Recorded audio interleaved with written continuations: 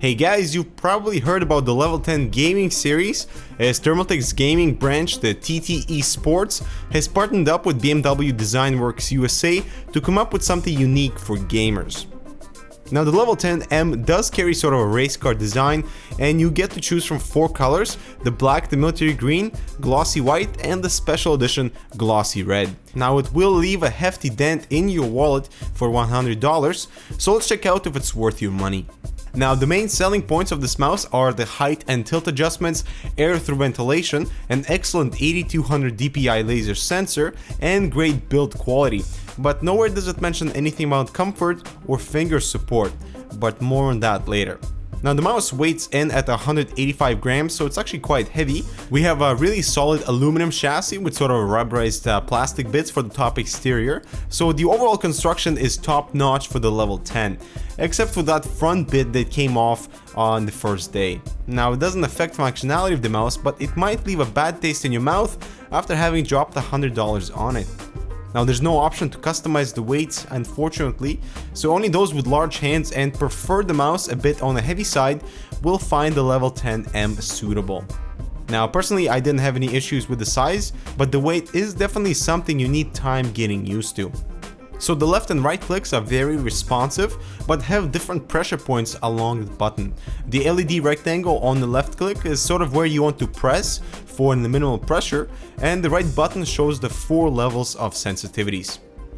And the mouse wheel also provides sensitive feedback and has great textured surface. We also get extra macro keys on each side. The left side features a 5-way, sort of a joystick control that allows on-the-fly profile switch. It is definitely useful, but the placement is questionable. It sits right underneath the middle of your thumb, and many times I found myself accidentally hitting it, and it just feels out of place and it does not allow a tight grip. The A and B buttons are your forward and backward clicks. They're easy to reach, but I wish button A was as large as B, just because it takes a little more pressure to press the smaller button.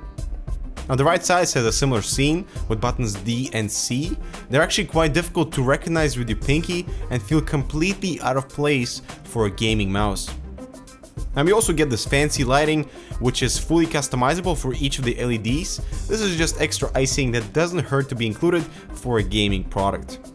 Now my initial thoughts on the ergonomics were a little skeptical. The Level 10 seemed fairly large, and where's the support for your thumb and your pinky? It seems the basics such as finger support and comfort were left out during the design process. Now the handrest is customizable. You can slightly raise it and angle it by about 5 degrees on either side with this little tool provided. Now this level of customization may look minor, but it does significantly change the feel of the mouse. And you can still tweak the position of the handrest based on your preference. Now I still really wish they included some customizable weights, for example, and at least support for your thumb for the Level 10M to be gaming ready.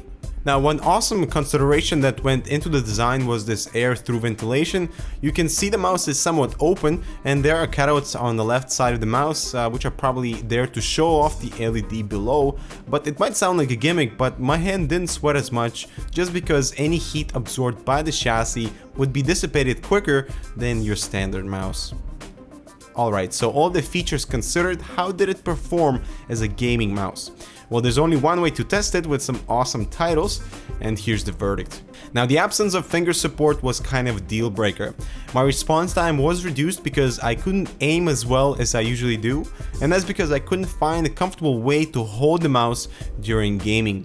I eventually disabled the joystick button completely because I constantly was hitting it with my thumb as I tried to get a tougher grip. But the mouse eventually grew on me, just not in a gaming scene, but a regular desktop use. For example, because of its heavier body, it does allow a little bit more control, and at lower sensitivities, this is the mouse I choose for video editing.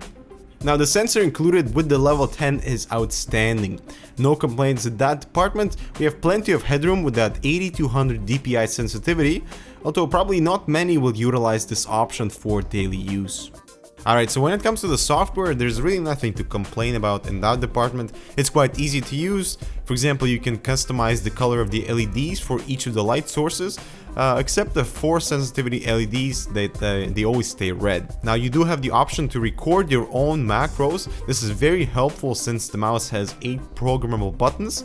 For example, I made clicking the scroll wheel to save as, and some other functions that I constantly use while editing my videos. Now the individual buttons are highlighted as you mouse over them, so it's quite easy to select the button you want to configure. The Performance tab lets you configure the DPI levels, change the X and Y sensitivities independently, adjust the scroll wheel speed, which may be useful, and we also get 1000 Hz for the polling rate, which means 1 millisecond response time. Excellent stuff for gaming. Now the whole idea of having different profiles, of course, is for different use, one for gaming, one for desktop, so that's pretty standard to be included with this mouse. And by default you also have a few options for the programmable buttons, but they are quite limited. And you can also use any button to launch a certain program. So for my video editing profile, buttons D and C, open Premiere and After Effects. So, the Level 10M gaming mouse does carry a few good traits that we want to see, such as on-the-fly DPI change, different color LEDs, responsive left and right clicks, and great build quality. It's always nice to see aluminum on gaming products. And lastly, the height and tilt customization to fit your style. However, I feel this product is missing one of the most important elements when it comes to gaming, and that's finger support. Even after a couple of weeks, I still couldn't bring this mouse onto Battlefield, and the poor button placement of the side buttons feel out of place and unnatural. So dropping $100 on something that is only partially functional as a gaming mouse may be hard to justify, considering the abundance of other gaming mice that offer better hand support and include the weight system and are actually more affordable. So the Level 10M does bring style to the table, but I found it lacks functionality in gaming. It would be awesome if TT eSports focused on designing something more comfortable and less emphasis on its appearance. So thanks guys for watching, I hope you enjoyed the review, and we'll see you in the next one.